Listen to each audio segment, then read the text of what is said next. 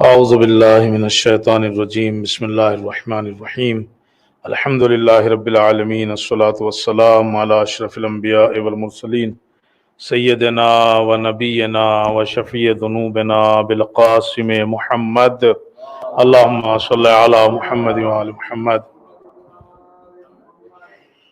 الصلاۃ والسلام علی رسول اللہ قال رسول اللہ صلی اللہ علیہ وآلہ وسلم ادب صلی اللہ علیہ محمد ادبوا اولادکم علی ثلاث خصال. شہادت فرزندان مسلم ابن عقیل محمد و ابراہیم اللہم صلی علی محمد و آل محمد. میں آپ سب کو تسلیت پیش کرتا ہوں اور ہم سب تسلیت پیش کرتے ہیں امام زمانہ عجل اللہ تعالی فرجہ الشریف کی خدمت میں. اللہم صلی علی محمد و آل محمد. یہ جو حدیث میں نے آپ کے سامنے پیش کی ہے یہ رسول اکرم کا فرمان ہے اور اس میں 3 چیزوں کی طرف اشارہ کیا گیا ہے جس میں تربیت کی بات کی گئی ہے، اولاد کی تربیت. اور تربیت بہت اہم موضوع ہے اور یہ والدین کی ایک اہم ترین ذمہ داری ہے کہ اپنی اولاد کی جو ہے وہ تربیت کرے.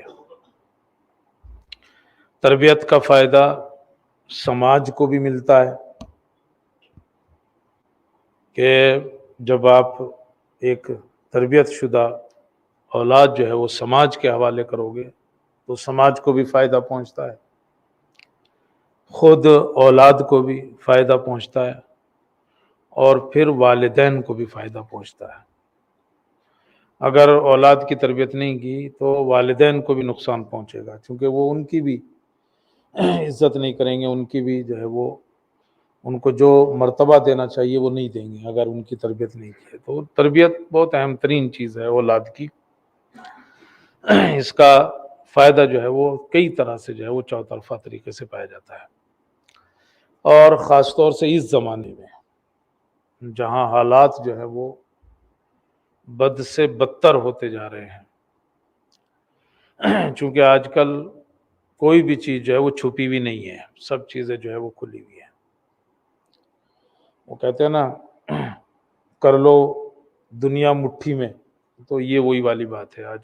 چونکہ فون جو ہے وہ مٹھی میں ہے تو کر لو دنیا مٹھی میں، وہ یہی ہے کہ آج آپ ہر چیز سامنے ہے، بچوں کے سامنے ہے، جوانوں کے سامنے ہے آج ہر چیز. لہٰذا آج ان پر نگرانی کرنا جو ہے وہ بڑا مشکل کام ہے. تو خاص طور سے اس زمانے میں، اور ابھی تو نہ جانے کہاں پہنچے گی بات، چونکہ رسول اکرم نے بھی جو اپنی بات میں کہا ہے وہ آخر زمانہ کہا ہے کہ آخر زمانے میں جو ہے وہ کیا ہوگا. رسول اکرم ایک گلی سے گزر رہے تھے، ساتھ میں کچھ اصحاب تھے. آپ نے دیکھا کچھ بچے جو ہیں وہ کھیل رہے ہیں تو آپ رک گئے اور آپ نے کہا وائے ہو آخر زمانہ کے بچوں پر ان کے والدین کی طرف سے، یعنی افسوس ہے آخر زمانہ کے بچوں پر ان کے والدین کی طرف سے. صحابہ نے سوچا کہ شاید مشرکین کی بات کر رہے ہیں کہ مشرکین کے بچے جو ہیں وہ ایسے ہوں گے. تو ایک کسی نے کہہ دیا یا رسول اللہ آپ مشرکین کی بات کر رہے ہیں، ان کے بچوں کی بات کر رہے ہیں؟ آپ نے کہا نہیں بھائی، میں مسلمانوں کے بچوں کی بات کر رہا ہوں کہ وہ انہیں صحیح تربیت نہیں کریں گے اپنے بچوں کی، ان کو علم دین جو ہے وہ نہیں دیں گے، اور اگر تھوڑا بہت وہ حاصل بھی کریں گے اس کے اوپر انہیں عمل نہیں کرنے دیں گے. اگر تھوڑا بہت حاصل بھی کر لیا تو عمل نہیں کرنے دیں گے، اور وہ صرف اس بات پہ خوش ہوں گے کہ انہوں نے مال اکٹھا کر لیا، مال حاصل کر لیا. تو رسول اکرم خود پریشان ہیں آخر زمانے سے. پتہ نہیں یہ آخری زمانہ ہے یا اور ہے، لیکن میں کہہ رہا ہوں کہ جب یہ حال اب ہے تو آگے اگر آخر زمانہ ہوگا تو اس کا کیا حال ہوگا اس وقت.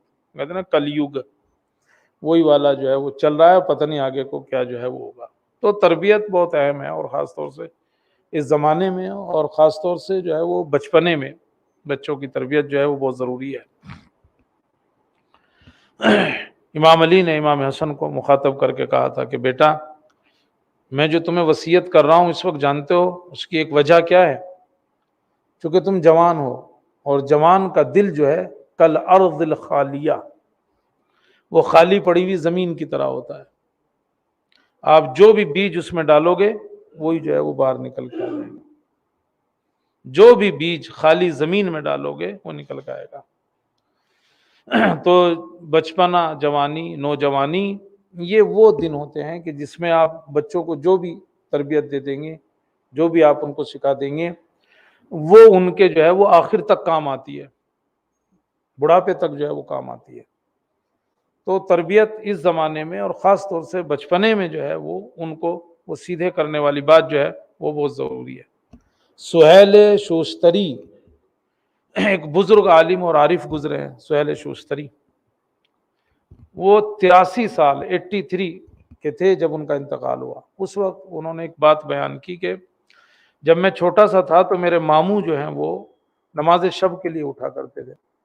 3 سال کا تھا میں، تو کبھی کبھی میری بھی آنکھ کھل جاتی تھی جب وہ کھلتے تھے. ایک دن انہوں نے دیکھا کہ میں جاگ رہا ہوں، تو انہوں نے جو ہے وہ میرے پاس آئے اور مجھ سے کہا کہ بیٹا تم کیوں خدا کی عبادت نہیں کرتے؟ 3 سال کی عمر میں تم کیوں خدا کی عبادت نہیں کرتے؟ تو کہا، میں نے کہا کہ میں کیسے عبادت کروں، میں کیا کروں؟ کہا بس تم اتنا کہا کرو کہ تو میرا خالق ہے، تو نے مجھے پیدا کیا اور تو مجھے دیکھ رہا ہے اور میں ہر وقت تیرے سامنے ہوں. بس یہ 3 جملے کہا کرو.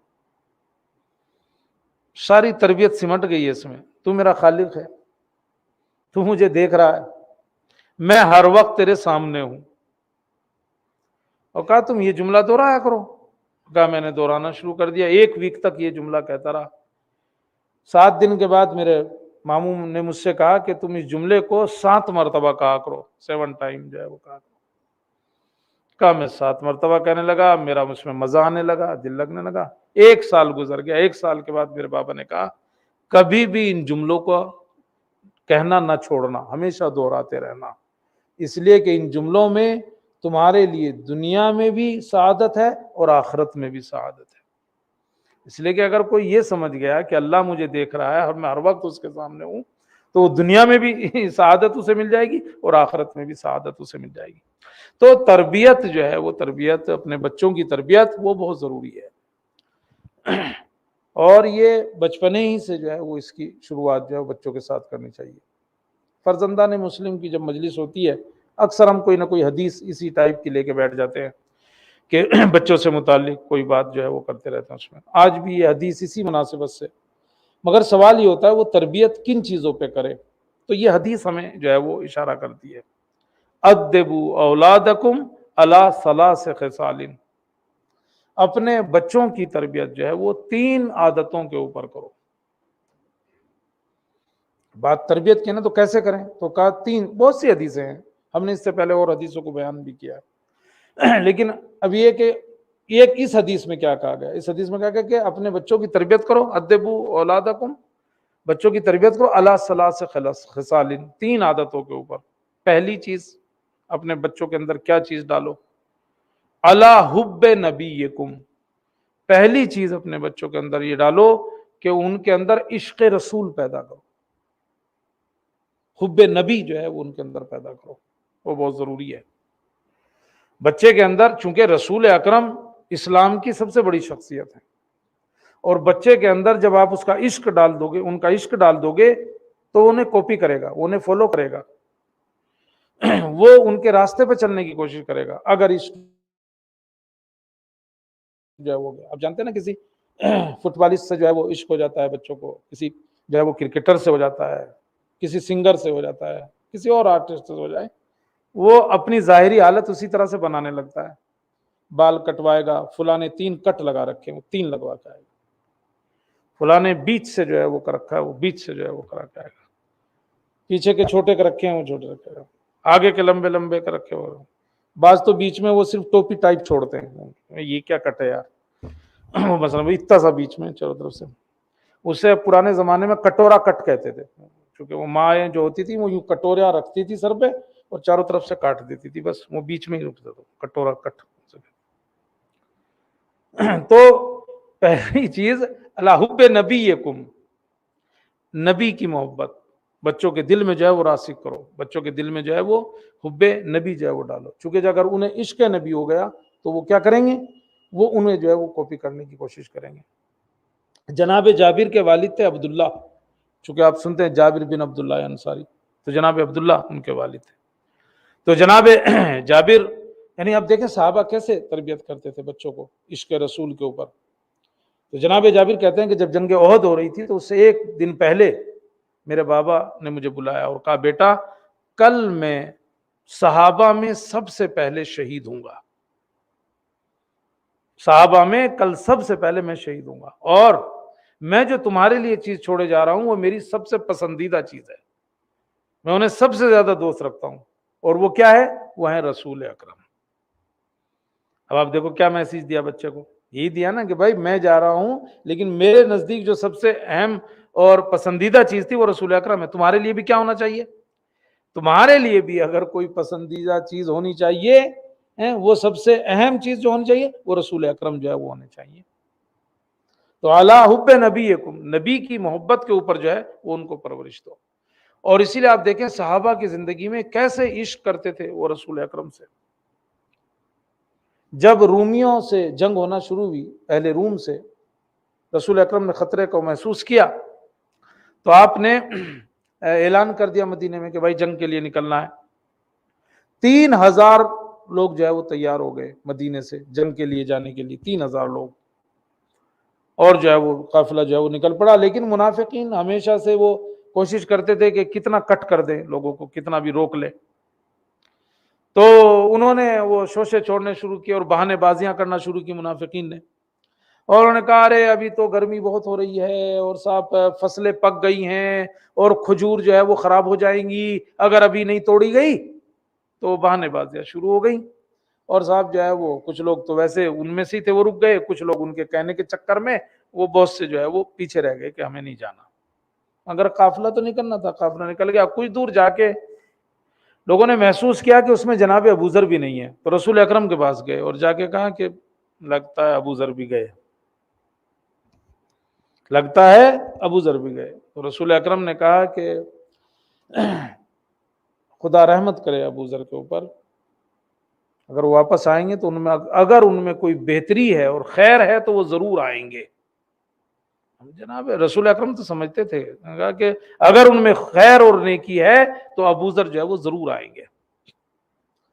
اور اس کے بعد اپنا قافلہ تو ہلکا ہلکا چلتا رہا۔ ادھر جناب ابوذر کے ساتھ مسئلہ یہ ہوا کہ یہ جب نکلے تو ان کا اونٹ جو ہے وہ چل نہیں رہا تھا، اونٹ نہیں، اور وہ اتنا ہٹی ہو گیا کہ وہ چلا ہی نہیں، اور قافلہ تو آگے نکل گیا۔ اب جناب ابوذر نے وہ سامان وامان اپنا کندھے پہ رکھا اور خود جو ہے وہ پیدل نکل پڑے۔ راستے میں پیاس لگ گئی ان کو، اور اب پانی بھی نہیں تھا ان کے پاس، تھک گئے ہار گئے، اتنے میں بادل دکھائی دیے آتے ہوئے ایک جگہ سے، محسوس کیا کہ ادھر بادل ہیں، تو سوچا کہ شاید ادھر کچھ بارش ہوئی ہو، کچھ قطرے گرے ہوں، چلتا ہوں اسی راستے پہ، ہو سکتا ہے کچھ پانی مل جائے۔ اب گئے تو 2 پتھروں کے درمیان میں انہیں تھوڑا سا پانی دکھائی دیا، 2 پتھروں کے درمیان میں تھوڑا سا پانی دکھائی دیا، اور کہتے ہیں کہ آپ نے وہ پانی لیا اور جیسے ہی منہ کو لگایا تو بڑا ٹھنڈا اور خوش ذائقہ پانی تھا، بڑا ٹھنڈا اور خوش ذائقہ پانی، مگر جیسے ہی منہ سے لگایا اور محسوس کیا، فوراً کہا کہ میں تو جب تک نہیں پیوں گا جب تک کہ رسول نہ پیئیں۔ دیکھیے وہ عشق رسول تھا کہ میں نہیں پیوں گا اسے جب تک کہ جو ہے وہ رسول نہ پیئیں، اور آپ نے بجائے پینے کے، جبکہ پیاسے تھے، وہ اٹھا کے مشک میں بھر لیا اور چلے آہستہ آہستہ۔ لوگوں نے دیکھا قافلے سے کہ کوئی آ رہا ہے، رسول اکرم کے پاس گئے، آپ نے کہا کوئی آ رہا ہے، آپ نے کہا کہ خدا رحمت کرے شاید ابوذر ہوں، سر تو جانتے تھے کہ شاید ابوذر ہوں۔ اب جو لوگوں نے اور نزدیک سے دیکھا تو واقعی ابوذر ہیں، کہ یا رسول اللہ تو ابوذر ہی ہے۔ تو آپ نے کہا کہ خدا رحمت کرے ابوذر کے اوپر، تنہا زندگی گزارتا ہے، تنہا مرے گا اور تنہا اٹھایا جائے گا۔ پوری زندگی جناب ابوذر کی جملے میں ہے، تنہا زندگی گزارتا ہے، تنہا مرے گا۔ ربضہ میں انتقال ہوا تھا، عثمان نے جب نکال دیا تھا، اور کہا تنہا جو ہے وہ اٹھایا جائے گا۔ چلو استقبال کے لیے چلتے، جب نزدیک گئے تو جناب ابوذر کا آغوش میں لیا، وہ نیچے گر گئے۔ رسول اللہ نے کہا پانی لاؤ، جلدی سے پانی لاؤ، تو انہوں نے کہا نہیں ضرورت نہیں، میرے مشق میں ہے۔ رسول اللہ نے کہا بھائی جب تمہارے پاس پانی تھا تو پیا کیوں نہیں؟ جب تم کہہ رہے ہو تمہارے پاس مشق میں پانی ہے تو پیا کیوں نہیں تم نے؟ کہا یا رسول اللہ پانی تو میں نے منہ تک لایا تھا، میں لگانا چاہا مگر آپ کی یاد آ گئی، اور پھر کہا کہ میں نہیں پیوں گا جب تک کہ رسول نہ پیے، میں نہیں پیوں گا اس وقت تک جب تک کہ جو ہے وہ رسول نہ پیے۔ تو صحابہ جو ہے یہ جو کہنا کہ ادبوا اولادکم علی حب نبیکم، نبی کا عشق جو ہے وہ کس میں پیدا ہونا چاہیے؟ وہ اولاد کے اندر جو ہے پیدا کرنا چاہیے۔ صحابہ، بعض صحابہ جو ہے وہ ایسے گزرے ہیں کہ جو اس حد تک جو ہے وہ عشق کرتے تھے رسول اکرم سے۔ ام المومنین عائشہ جو ہے کہتی ہے میرا دل تو کرتا نہیں ام المومنین لگانے کو، مگر لگانا پڑتا ہے، پتہ نہیں کیوں خود ہی آ جاتا ہے منہ پہ، اتنا ان لوگوں نے پروپیگنڈا کر رکھا ہے کہ مگر وہ ہو ہی جاتا ہے۔ چلو قرآن کہتا ہے امہات المومنین، مجھے کون سی پریشانی ہے؟ تو کہ بھائی صاحب وہ کہتی ہے کہ رسول اکرم کے پاس ایک آدمی آیا اور اس نے آگے کہا یا رسول اللہ میں آپ سے بے پناہ محبت کرتا ہوں، اپنی اولاد سے بھی زیادہ، مال سے بھی زیادہ، رشتہ داروں سے بھی زیادہ چاہتا ہوں آپ کو، اور جب میں گھر جاتا ہوں اور آپ کی یاد آتی ہے نا تو مجھ سے رہا نہیں جاتا، میں پھر آتا ہوں اور آپ کا چہرہ دیکھتا ہوں تو سکون ملتا ہے۔ بڑی اچھی بات ہے۔ تو رسول اکرم نے کہا بڑی اچھی بات ہے بھائی، مگر موت کا ڈر ہے۔ رسول اکرم نے کہا موت کے ڈر کا کیا مطلب ہے؟ کہا دیکھیے مرنا تو ہے مجھے ایک دن، مرنے کے بعد دو راستے ہیں، یا تو میں جہنم میں جاؤں گا، اگر جہنم میں گیا تو ویسے ہی آپ سے نہیں مل پاؤں گا مرنے کے بعد، جہنم میں جاؤں گا تو چونکہ میں جہنم میں ہوں گا تو آپ جنت میں ہوں گے تو ویسے ہی نہیں مل پاؤں گا، اور اگر جنت میں بھی گیا تب بھی نہیں مل پاؤں گا۔ کہا وہ کیوں؟ کہا بھائی آپ کا درجہ بڑا ہوگا، میں تو چھوٹے درجے میں ہوں گا، لہذا وہاں بھی آپ سے ملاقات نہیں ہو پائے گی۔ مرنے کے بعد دو ہی راستے ہیں، جہنم میں گیا تو ویسے نہیں ملوں گا، جنت میں گیا تب بھی نہیں مل پاؤں گا، چونکہ آپ کہیں اور ہوں گے میں کہیں اور ہوں گا۔ کہتے ہیں کہ رسول اکرم نے سر جھکا لیا، بہت دیر تک سر جھکائے رہے، جبرائیل امین نازل ہوئے، جبرائیل امین جو ہے وہ نازل ہوئے، اور انہوں نے جو ہے قرآن مجید کی یہ آیت پڑھی کہ وہ لوگ شہداء اور صدیقین کے پاس ہوں گے، من یطع اللہ ورسولہ، جو اللہ اور اس کے رسول کی اطاعت کرتے ہیں وہ کیا ہوں گے؟ وہ انہی کے ساتھ ہوں گے، شہداء، صدیقین اور نبیوں کے ساتھ ہوں گے، وحسن اولئک رفیقا، اور یہ لوگ جو ہے وہ بہترین لوگ جو ہے کہے جاتے ہیں، یعنی کہ اگر وہ ان لوگوں کی اطاعت کرتے ہیں تو وہ بھی جو ہے وہ انہی کے ساتھ ہوں گے۔ یعنی رسول اکرم نے کہا پریشان نہ ہو، اگر جنت میں گئے تو تم اگر ہمیں دوست رکھتے ہو تو تمہارا مرتبہ جو ہے وہ ہماری ہی طرح ہوگا۔ صلوات پڑھ دیں محمد اور آل محمد پر۔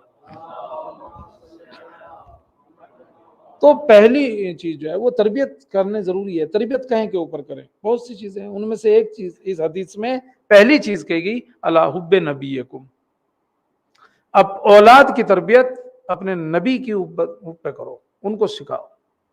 افسوس کی بات تو یہ ہے کہ جب ہم یہ واقعات ڈھونڈنا چاہتے ہیں رسول اکرم سے متعلق تو سنی سائٹوں میں ملتے ہیں، شیعوں میں ملتے ہی نہیں۔ عثمان غنی کا عشق دکھاتے ہیں، وہ ابو بکر کا عشق دکھاتے ہیں رسول سے، اپنے اپنے لوگوں کا ڈال دیتے ہیں۔ یہ دیکھیے آپ کیسا جو ہے وہ پروپیگنڈا ہے اور کس طرح کی چیز ہے۔ تو پہلی چیز علی حب نبیکم۔ دوسری چیز جو اپنے بچوں میں ہمیں ڈالنی ہے، ان کی تربیت کرنا ہے، علی حب اہل بیتہ، رسول کے بعد جو اہم ترین محبت بچوں کے دل میں ڈالنا ہے وہ اہل بیت کی محبت ڈالنا ہے۔ بہت ضروری ہے اہل بیت کی محبت ان کے دل میں ڈالنا۔ چھٹے امام نے ارشاد فرمایا لکل شیء اساس واساس الاسلام حبنا اہل البیت، ہر چیز کی ایک بنیاد ہے اور اسلام کی بنیاد کیا ہے؟ ہم اہل بیت کی محبت ہے، وہ ڈالنا ہے ان کے دلوں میں۔ تو ہمیں بچوں کو جو چیز ان کے دل میں ڈالنا ہے رسول اکرم کی محبت کے بعد اہل بیت کی محبت ہے۔ جناب جابر بن عبداللہ انصاری آخر عمر میں تقریباً نابینا ہو گئے تھے، وہ آپ سنتے ہیں نا وہ چیلوں والا واقعہ، تو عصا کا سہارا لے کے چلتے تھے، آخر میں بہت کم دکھائی دینے لگا تھا، لیکن پھر بھی انصار کے دروازوں پہ جاتے تھے اور دروازے ٹک ٹک، اور ایک حدیث پڑھا کرتے تھے علی خیر البشر من انکر فقد کفر، علی جو ہے وہ خیر بشر ہے، من انکر فقد کفر، جس نے بھی ان کا انکار کیا وہ کافر ہوا، اور جو بھی اہل بیت کی محبت سے اور ان کی اطاعت سے انکار کرتا ہے وہ اپنی ماں کی طرف دیکھے، یعنی جو لوگ ایسا کرتے ہیں ان کا انکار کرتا ہے، ان کو چاہیے کہ ان کی ماؤں کی طرف دیکھے، کیونکہ اہل بیت کی محبت کسی اس کے حرامزادے کے دل میں نہیں آ سکتی۔ یا رسول اکرم نے ارشاد فرمایا کہ جو لوگ میرے اہل بیت کو دوست رکھتے ہیں انہیں چاہیے کہ وہ اول النعم پر شکریہ ادا کرے۔ اول النعم پر شکر، اول النعم، رسول اکرم سے پوچھا اول النعم کیا ہے، پہلی نعمت کیا ہے جس کے اوپر شکریہ ادا کرے؟ کہا انہیں شکریہ ادا کرنا چاہیے اس بات کے اوپر کہ وہ حلال زادے ہیں، انہیں شکریہ کرنا چاہیے اس بات کے اوپر کہ ان کی پیدائش جو ہے وہ حلال ہوئی ہے۔ تو دوسری چیز جس پہ اولاد کو جو ہے وہ پرورش کرنا ہے وہ کیا ہے؟ اہل بیت کی محبت ہے۔ خوشی کا آ رہا ہے موسم، غم کا موسم آ رہا ہے، تو گھروں میں ایک ماحول ہونا چاہیے اس طرح کا۔ خوشحالی ہے تو عزاداری، چلو خوشحالی ہے حدیث قصہ پڑھ لو، آج کیا ہے بھائی؟ آج یہ ہے، کوئی ذرا سی مٹھائی منگا کے چلو بھائی سب کچھ جو ہے وہ دلوا لیا۔ کچھ ہے غم کی دن ہے تو بھائی چلو بھائی کپڑے پہن لیے، گھر میں جو ہے کالے کپڑے جو ہے وہ پہن لیے مثلا۔ تو یہ کیا ہے؟ یہ خوشی اور غم میں جو ہے وہ کیا ہے؟ بچوں میں ڈالنا ہوگا کہ بھائی صاحب کیا تھا آج، کیوں آج حدیث قصہ کیوں پڑھ رہے ہو بیٹھ کے؟ کہ آج اس لیے پڑھ رہے ہیں مثلا آج جو ہے وہ خوشحالی تھی، آج غم جو ہے وہ اس طرح سے۔ تو اس کے لیے کیا ہے؟ یہ جو کرنا پڑے گا اہل بیت کی محبت کو جو ہے وہ دل میں ڈالنی، مگر یہ کیا ہوگا؟ یہ تربیت کرنی پڑے گی اسی طرح سے۔ کیسے ہم تربیت کر سکتے ہیں بچوں کی جو ہے وہ کہ وہ حب اہل بیت کے اوپر جو ہے وہ ان کی پرورش ہو؟ مثلا اچھے نام رکھے ان کے ناموں پہ نام رکھے، ان کے ناموں پہ ان کے نام رکھے تو انہیں عشق جو ہے وہ ہوگا، ان سے ہوتا چلا جائے گا، ان کی تربیت اسی پہ جو ہے وہ ہوگی۔ پیدا ہونے کے بعد نام ڈھونڈنے کی ضرورت نہیں ہونی چاہیے شیعوں کو ان کے یہاں بچوں کے پیدا ہونے پر نام ڈھونڈنے کی ضرورت نہیں ہونی چاہیے۔ لائن لگی ہے اچھے ناموں کی، چلاؤں کی لائن لگی ہوئی ہے، علی، حسن، حسین، جعفر، صادق، باقر، کاظم، سب سارے بہترین نام ہیں۔ تو ان کے لیے ہمیں شیعوں کے لیے جنتری نکالنے کی ضرورت نہیں ہے، ڈھونڈنے کی ضرورت نہیں ہے کہ صاحب جو ہے وہ کون سے نام جو ہے وہ رکھے۔ کمال کی بات ہے اگر ہم علی رکھنے میں شرماتے ہیں تو تعجب کی بات ہے لوگ معاویہ رکھنے میں نہیں شرماتے کتے؟ وہ معاویہ نام رکھ دیتے ہیں اور ان کو شرم نہیں آتی، صدام نام رکھے ہوئے ہیں ان کو شرم نہیں آتی، ابو سفیان نام رکھے ہوئے ہیں ان کو شرم نہیں آتی۔ تو بھائی اس میں کیا ہے؟ تو انہیں شرم نہیں آتی تو ہمیں کہیں کہ اس بات کی شرم؟ آپ بچے کا نام علی رکھو گے، 4 آدمیوں میں کھڑا ہوا آواز دو گے علی ادھر آؤ، خوش ہوگا، تو اس کو بھی لگے گا بھائی یہ کوئی عام شخصیت نہیں تھی جس کے نام پہ میرا نام ہے۔ محمد نام رکھو گے لگے گا کہ کسی شخصیت کا جو ہے وہ نام ہے۔ تو پہلی چیز یہ ہے کہ ان کے ناموں پہ جو ہے وہ نام جو ہے وہ رکھے آدمی، تو وہ عشق جو ہے وہ پیدا ہوگا اس کے اندر، ان کے اندر، ان سے بات بنے گی۔ دوسری بات یہ ہے کہ اہل بیت کی محبت پیدا کرنے کے لیے جو ہے وہ ماحول، گھر کا جو ہے ماحول اس میں وہ ایسا ہی ہونا چاہیے، انہیں بات و بات میں جو ہے وہ چیز عشق علی جو ہے ان کے اندر پیدا کیا جائے۔ ابو الاسود دوئلی ایک امام کے صحابیوں میں سے تھے، امیر المومنین کے، ان کے گھر معاویہ نے حلوہ بھیجا، کھانے پہ بھی لوگ جو ہے وہ ہو جاتے تھے نا، تو بھیجا حلوہ کھانے کے۔ ان کے گھر میں ایک چھوٹی بچی تھی، وہ تو جانتے تھے کہ اس کا مقصد کیا ہے، اس کا مقصد یہ تھا کہ علی سے دور کروں اور اپنے سے نزدیک کروں۔ ان کے گھر میں ایک چھوٹی بچی تھی، اس نے اٹھا کے اس کو منہ میں رکھ لیا ایک لقمہ۔ ابو الاسود دوئلی نے جیسے ہی دیکھا آپ نے فوراً کہا بیٹی یہ زہر ہے، یہ معاویہ نے اس لیے بھیجا ہے تاکہ وہ ہمیں اپنے سے نزدیک کرے اور علی سے دور کرے۔ ابھی دیکھیے جب گھر کا ماحول ہوتا ہے تو کیا ہوتا ہے، کہا بیٹی نے فوراً منہ سے نکالا اور تھوک دیا، اور کہا بھیجنے والے پہ بھی لعنت اور کھانے والے پہ بھی لعنت، بھیجنے والے پہ بھی لعنت اور کھانے والے پہ بھی لعنت۔ ایسا حلوہ ہمیں نہیں چاہیے جو ہمیں علی سے دور کرے اور معاویہ سے نزدیک کرے۔ اور پھر ابو الاسود دوئلی نے تو بہت سارے اشعار کہے، ان میں سے ایک شعر یہ تھا کہ زعفرانی حلوہ بھیج کر چاہتا ہے کہ ہمارا ایمان خرید لے، اگر ہمارا کوئی مولا ہے تو وہ علی ہے۔ چلیے پڑھ ہی لیجیے نام صلی اللہ، اگر ہمارا کوئی مولا ہے تو وہ علی ہے۔ ایک شخص کہتا ہے کہ میں خانہ کعبہ کے، ابھی یہ کب پیدا ہوتی ہے مگر یہ بات، جب بچوں کے سامنے یہ باتیں ہوں گی. کہتا ہے خانہ کعبہ کے پاس میں طواف کر رہا تھا، میں نے دیکھا ہے کہ ایک بچی خانہ کعبہ کا پردہ پکڑے ہوئے ہے، اور وہ جو ہے وہ کہہ رہی ہے کہ اس کی قسم کہ جسے رسول نے خلیفہ بنایا. چھوٹی بچی ایک دوسری چھوٹی بچی سے کہہ رہی ہے اس کی قسم جسے رسول نے خلیفہ بنایا، جو مسلمانوں میں عدالت قائم کرتا تھا، جو شہزادی فاطمہ کا شوہر ہے. میں نے سنا چھوٹی بچی باتیں بڑی بڑی، تو کہا میں اس کے پاس گیا، کہا کس کی بات کر رہی ہے، کس کی باتیں کر رہی ہو؟ نہیں جانتا، ہم علی کی باتیں کر رہے ہیں جو قسیم النار والجنہ ہے، جو سب سے بڑا عالم ہے.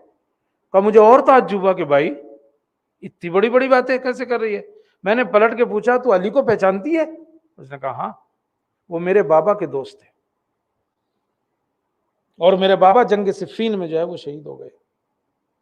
کہا اس کے بعد ایک بیماری پیدا ہوئی، کہا ہمارے چہرے پر، میرے اور میرے بھائی کے چہرے کے اوپر جو ہے وہ آبلے سے ہو گئے، اس کی وجہ سے ہم لوگ جو ہے وہ نابینا ہو گئے. کہا امیر المومنین ہمارے گھر آئے، انہوں نے ہاتھ پھیرا، ہمیں جو ہے وہ شفا مل گئی. تو کہا مجھے خوشی سی ہوئی اور میں نے چاہا کہ میں انہیں کچھ دوں. میں نے کہا کہ دینے کے لیے کوئی ہدیے کے طور پر کچھ دوں. انہوں نے پلٹ کے کہا ہمیں اس کی ضرورت نہیں ہے جب تک حسن زندہ ہے، یعنی جب تک امام حسن زندہ ہے ہمیں اس کی ضرورت نہیں. اور پھر اس بچے نے پلٹ کے پوچھا تم نے کون سا راستہ اختیار کیا ہے؟ تو کہا میں نے پلٹ کے کہا کہ میں نے بھی علی کو چنا ہے. کہا بہترین راستہ چنا ہے، دنیا میں بھی کامیاب رہو گے، آخرت میں بھی کامیاب رہو گے. تو ایک چھوٹی بچی مثلا یہ باتیں کیسے کر سکتی ہے؟ اللہ حب اہل بیت. تو پہلی چیز حب نبی پہ تربیت ہونی چاہیے، دوسری چیز حب اہل بیت کے اوپر جو ہے وہ تربیت ہونی چاہیے. یقیناً اگر اہل بیت اور امام علی کی محبت کے اوپر تربیت ہوگی تو دنیا اور آخرت دونوں جو ہے وہ سدھر جائیں گی. رباح ایک غلام تھا، بس مجھے بہت لمبی بات نہیں کرنا ہے. رباح ایک غلام تھا اور اس کا مالک اسے بہت پریشان کرتا تھا، خاص طور سے جب وہ اسلام لے آیا تو اسے بہت زیادہ تکلیف دیتا تھا. اور اس وقت اور تکلیف دیتا جب پتا چلا کہ یہ علی کو چاہتا ہے. یہ عالم تھا اس زمانے میں، یہاں تک کہ وہ مر گیا بیچارہ. اسی طرح امیر رسول اکرم صحابہ کے ساتھ مدینے کے باہر بیٹھے ہوئے تھے، آپ نے دیکھا ایک جنازہ چلا آ رہا ہے. آپ نے صحابہ سے پوچھا بھائی کون ہے، کس کا جنازہ ہے، جاؤ دیکھو تو صحیح. جا کے دیکھا تو با کے بتایا کہ صاحب وہ ربا ایک غلام تھا، اس کا جنازہ ہے. آپ نے کہا لے کے آؤ. جب جنازہ لے کے آئے تو امیر المومنین نے کہا یہ بنی عبد النجار کا ایک غلام تھا ربا، اس کا جنازہ ہے. اور پھر آپ نے کہا یا رسول اللہ یہ جب بھی مجھے دیکھتا تھا تو کہتا تھا یا علی انی احبک، اے علی میں آپ کو بہت دوست رکھتا ہوں، اے علی میں آپ کو بہت دوست رکھتا ہوں. کہا جیسے ہی رسول اکرم نے یہ سنا فوراً کہا کہ جاؤ اسے غسل دو. غسل دلوایا، اپنا مخصوص لباس اتارا اور صاحب جو ہے وہ مخصوص لباس سے کہا اس کو کفن دو. جنازہ تیار ہو گیا، تشییع جنازہ کی، قبر تک پہنچے، قبر میں خود اترے، پہلے قبر میں لیٹے خود، اس کے بعد جو ہے وہ جنازہ قبر میں اتارا، پھر جو ہے اس کے سرہانے کی طرف جا کے کھڑے ہو گئے، کچھ پڑھا، اور پھر لوگوں نے دیکھا کہ آپ پاؤں کی طرف آئے اور منہ پھیر کے کھڑے ہو گئے. لوگوں کو تعجب ہوا یہ کیا ہوا، پاؤں کی طرف آ کے اور منہ پھیر کے کیوں کھڑے ہو گئے، یعنی میت کی طرف منہ نہیں ہے، منہ جو ہے دوسری طرف کھڑے. تو لوگوں نے پوچھا یا رسول اللہ منہ کیوں پھیر لیا آپ نے؟ تو آپ نے کہا میں نے دیکھا کچھ حوریں آئی ہیں جنہیں اللہ نے اس کی بیویاں جو ہے وہ بنایا ہے، اس کے لیے پانی لے کے آئی ہیں چونکہ یہ پیاسا مرا تھا، اور چونکہ یہ غیرت مند تھا لہذا میں نہیں چاہتا تھا کہ اس کی بیویوں کے اوپر جو ہے وہ نگاہ ڈالوں، اس لیے میں نے اپنا منہ پھیر لیا. کہتے ہیں کہ پھر جب باہر آئے آپ نے خود قبر کو جو ہے وہ بند کیا اور امیر المومنین کو مخاطب کر کے کہا یا علی اس کو جو یہ درجات ملے ہیں نا یہ سب اس لیے ملے ہیں کہ یہ تم سے محبت کرتا ہے. صلوات پڑھ دیں محمد و آل محمد. بس آخری بات، تو اولاد کی تربیت بہت ضروری ہے. پہلی چیز حب نبیکم، نبی کی محبت ڈالو ان کے دل میں. دوسری چیز حب اہل بیت ہی، ان کے اہل بیت کی محبت جو ہے وہ دل میں ڈالو. اس کے لیے ان کے نام رکھنے پڑے، ان کے گھر کا ماحول جو ہے وہ ایسا کرنا پڑے. سب کچھ جو ہے وہ کرنا ہو، تاکہ ان کا عشق جو ہے وہ ان کے دل میں جو ہے وہ پھوٹ پھوٹ کے جو ہے وہ آ جائے۔ اس لیے بھی اچھا ہوا یہ بحث ہے، ایام اعزار ہے، ضروری ہے کہ وہ عشق رسول اور عشق اہل بیت جو ہے وہ ان کے دل میں جو ہے پڑے۔ تیسری چیز اور آخری بات، کہیں کے اوپر بچوں کی تربیت ہو بتعلیم القرآن، بچوں کو قرآن کی جو ہے وہ تعلیم دی جائے۔ تیسری چیز رسول اکرم کہتے ہیں اس کے اوپر جو ہے ان کی تربیت جو ہے وہ ہونی چاہیے، تعلیم قرآن کے اوپر۔ یہ حق ہے باقاعدہ ایک، جس طرح اچھے نام رکھنا ماں باپ کا جو ہے ماں باپ کے اوپر حق ہے اولاد کا، اسی طرح قرآن کی تعلیم دینا بھی یہ ماں باپ کے اوپر حق ہے۔ ہم ہمیشہ کیا ہوتا ہے، ماں باپ کے حق پڑھتے ہیں، بچوں کے اوپر کیا ہے، اولاد کے حق ماں باپ کے اوپر کیا ہے، لیکن یہ بھی ہے بھائی ماں باپ کے بھی حق ہیں اولاد کے اوپر۔ امیر المومنین سے پوچھا گیا تو آپ نے کہا کہ ماں باپ کے اوپر بھی اولاد کے بھی حق ہیں، ان میں سے ایک حق تو یہ ہے کہ اچھا نام رکھے، اور ان میں سے ایک حق یہ ہے کہ تعلیم قرآن دے انہیں۔ کہتے ہیں کہ ایک آدمی نے دیکھا کہ کوئی بیٹا جو ہے اپنے باپ کو مار رہا ہے، انہوں نے کہا بھائی کیوں مار رہے ہو؟ کہا نہ تو اس نے میرا نام اچھا رکھا، اس کے نام کا مطلب کچھ گدھا ودا ہوتا تھا، کوئی تو نام اچھا نہیں رکھا، یا ہو سکتا ہے کچھ رکھ دیا انٹو منٹو چنٹو، بس اب یہ جو ہے وہ نہیں رکھا، بیبی ویبی رکھ دیا ہو۔ اگرچہ بیبی ایک ایسا لفظ ہے کہ کچھ سمجھ میں نہیں آتا، آدمی کا نام ہے کہ کتے کا نام ہے، چونکہ شوہروں کو بھی بیبی کہا جاتا ہے۔ فرق ویسے کوئی خاص ہے نہیں، ایک کے گلے میں پٹا دکھائی دیتا ہے، ایک کے نہیں دکھائی دیتا، بات مرنا وہی ہے، ایک کے گلے کا پٹا دکھائی دیتا ہے اور ایک کے گلے کا پٹا دکھائی نہیں دیتا۔ تو وہ مار رہا تھا اپنے باپ کو، کہا بھائی کیوں مار رہے ہو؟ کہا میرا تو ایک تو اچھا نام نہیں رکھا، اوپر سے میں بالغ ہو گیا ہوں اور اب تک جو ہے مجھے قرآن کا ایک بھی کلمہ نہیں آتا، اور میرا ایک بھی حق جو ہے وہ ادا نہیں کیا۔ میں یہ نہیں کہہ رہا ہوں کہ یہ کرنے لگے لوگ، لیکن اولاد کے بھی حق ہیں بھائی، ان کو بھی جو ہے وہ نبھانا پڑیں گے، صرف اسی پہ نہ رہ جائے آدمی کہ بس باپ کے حق ہیں اور ماں کے حق ہیں، نہیں، ماں باپ بھی اپنے حق جو ہے وہ نبھائیں۔ اور میں نے پہلے ہی کہا شروع میں کہ تربیت کا اثر اگر اولاد کو اچھی تربیت دے رہی تو سماج پہ بھی اچھا اثر پڑے گا، اولاد پہ بھی اچھا اثر پڑے گا، اور خود والدین کے حق میں بھی بہتر ہے، کیونکہ اگر اس کی تربیت اچھی ہوگی تو خود جو ہے وہ پلٹ کے آتا ہے۔ امام حسن سے امیر المومنین نے کہا تھا، بیٹا حسن تمہاری تربیت کے لیے جو میں نے پہلا قدم اٹھایا ہے نا وہ تعلیم قرآن ہے، تمہاری تربیت کے لیے جو پہلا قدم میں نے اٹھایا تھا وہ تعلیم قرآن ہے۔ فرزدق اپنے زمانے کا ایک بہترین شاعر گزرا ہے، فرزدق، وہ کہتا ہے کہ میرے بابا میرا ہاتھ پکڑ کے جو ہے وہ لے گئے امیر المومنین کے پاس اور کہا کہ یا علی میں نے اس کو بہت سے اشعار یاد کرا دیے، کلام عرب کا یہ ماہر ہے، کلام عرب کا یہ ماہر ہے، میں نے بڑے اچھے اس کو جو ہے وہ اشعار یاد کرائے۔ تو وہ یہ سوچ رہے تھے کہ علی جو ہے وہ میری تعریف کریں گے، کہ ایک مرتبہ امیر المومنین نے میرے بابا سے پلٹ کے کہا کیا اچھا ہوتا اگر تم اس کو قرآن یاد کراتے، کیا اچھا ہوتا اگر تم اس کو قرآن حفظ کراتے۔ کہتے یہ بات میرے دل میں لگ گئی، اور کہا اس کے بعد میں نے قرآن کو جو ہے وہ مکمل طور پہ جو ہے وہ حفظ کیا۔ تو تیسری چیز جو بچوں کو دل و دماغ میں ڈالنی ہے، ان کے اندر راسخ کرنی ہے، وہ ہے تعلیم القرآن۔ اور والدین کو تو اس کا بڑا فائدہ ہے، والدین کو بڑا فائدہ ہے، بچوں کی اگر تربیت جو ہے وہ تعلیم تو قرآن سکھانے کا تو بڑا فائدہ ہے۔ کہتے ہیں کہ روز قیامت ان والدین کے سر پر جو ہے وہ بادشاہی تاج ہوگا، ایک شاہوں والا تاج ہوگا، اور جنت سے انہیں لباس ملیں گے جس پہ لوگ جو ہیں وہ حیرت کریں گے۔ یہ حدیث میں ہے، رسول اکرم نے ارشاد فرمایا ہے کہ انہیں بے پناہ ثواب عطا کیا جائے گا، جب انہیں وہ ثواب ملے گا تو وہ کہیں گے ہمارے نام اعمال میں تو کوئی ایسا عمل تھا نہیں، ثواب کہاں سے ملا اتنا ثواب ہے؟ تو کہا جائے گا بتعلیم القرآن، کیونکہ تم نے بچوں کو جو ہے وہ قرآن کی تعلیم دی ہے۔ یہ حدیث کہتی ہے کہ جو اپنے بچوں کو قرآن کی تعلیم دیتے ہیں ان کا اعمال نامہ جو ہے وہ وزنی ہو جاتا ہے، اور وہ صراط مستقیم سے اس طرح سے گزر جائیں گے جیسے جو ہے وہ بجلی جو ہے وہ گزر جاتی ہے، جب بجلی گزر جائے۔ بس ختم کیا میں نے۔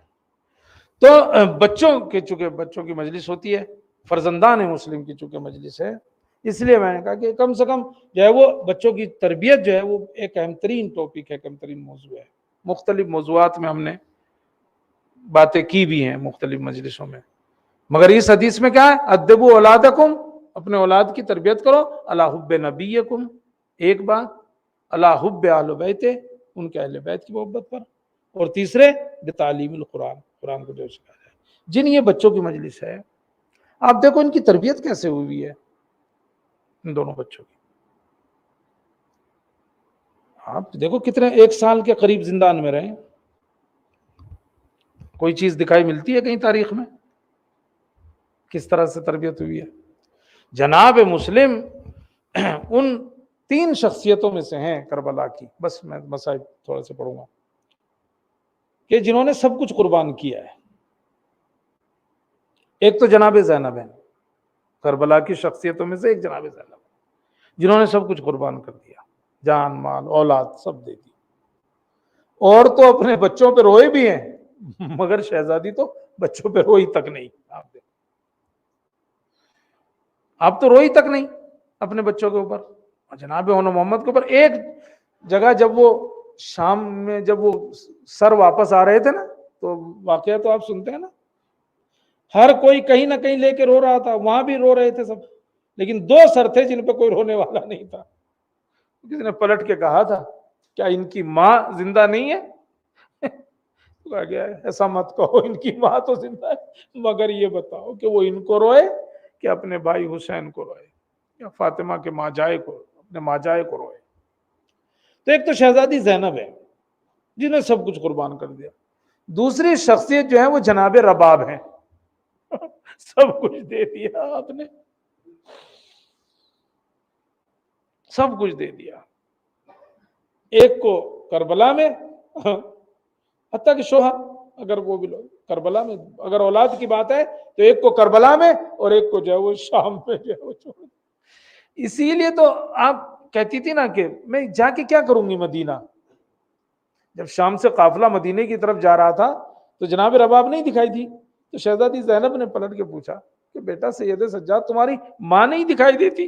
کہا مجھے پتا ہے کدھر ہے، اور ایک مرتبہ وہ چلے تو کہا بیٹا یہ راستہ تو زندان کی طرف جاتا ہے، کہا ہاں مجھے پتا ہے، میری ماں زندان میں ہوگی، میری ماں زندان میں ہوگی۔ اور یہی ہوا کہ جب جا کے دیکھا تو قبر سے لپٹی ہوئی ہے۔ سکینہ چلو، تم تو کہتی تھی نا کب گھر جائیں گے، چلو ہم گھر جا رہے ہیں چلو۔ اور اسی طرح جب کربلا آ گئی اور جب امام سجاد نے کہا چلیے گھر کی طرف، کہا میں کیا کروں گی وہاں جا کے، میرا شوہر تو یہاں ہے۔ تو دوسری شخصیت جناب رباب ہے جنہوں نے سب کچھ قربان کیا، اور تیسری شخصیت جو ہے وہ جناب مسلم ہے۔ جناب مسلم اگر اولاد کے لیے، خود کی شہادت تو ہے ہی، لیکن اولاد کے لحاظ سے 4 بیٹے، 2 بیٹے کربلا میں شہید ہوئے اور 2 بیٹے کوفے میں۔ اب اس بحث میں نہیں جانا ہے کہ یہ بچے کوفے میں جو ہے وہ کیسے پہنچے، کربلا سے اسیر ہو کے آئے یا جناب مسلم کے ساتھ آئے تھے، اس میں بحث ہے، اختلاف ہے علماء کے درمیان، مگر جیسے بھی ہو تو جناب مسلم کے 2 بیٹے کربلا میں شہید ہوئے اور 2 بیٹے جو ہے وہ کوفے میں شہید ہوئے۔ مگر آپ تربیت تو دیکھیں بچوں کی کیسی تھی، کہ آپ دیکھیں زندان میں جو ہے وہ ہیں، 1 سال جو ہے وہ تقریباً گزر گیا زندان میں، اور اوپر سے حکم یہ ہے کہ نہ پانی ڈھنگ سے دیا جائے اور نہ کھانا دیا جائے، 1 روٹی جو ہے وہ دی جاتی تھی۔ کہ ایک دن ایک نے جو ہے وہ کہا کہ بھئی ہم کب تک اس طرح اس زندان میں رہیں گے، آج زندان بان سے بات کرتے ہیں، شاید اسے ہمارے اوپر رحم آ جائے۔ اور اب کہتے ہیں کہ جب وہ زندان بان آیا تو آپ نے دیکھیے بات کہاں سے شروع کی، وہ کہتے ہیں تربیت، تو آپ نے کہا کہ اتعرف محمد المصطفیٰ، زندان بان سے کہا کیا تم رسول اکرم کو جانتے ہو؟ بس دیکھیے اللہ حب نبیکم، نبی کی محبت کے اوپر جاؤں گا، اللہ حب اہل بیت ہی۔ تو آپ نے پوچھا کیا اتعرف محمد المصطفیٰ، کیا تم رسول اکرم کو جانتے ہو؟ انہوں نے کہا ہاں کیوں نہیں، ارے وہ ہمارے نبی ہیں۔ اور پھر آپ نے پوچھا کیا جناب حمزہ کو جانتے ہو؟ کہا ہاں ان کے چچا زاد بھائی تھے۔ اور پھر کہا علی کو جانتے ہو؟ کہا ہاں کیوں نہیں جانتے۔ اور پھر آپ نے پلٹ کے کہا آہستہ آہستہ کیا مسلم نے عقیل کو جانتے ہو؟ کہا ہم ان کے فرزند ہیں۔ اللہ اکبر۔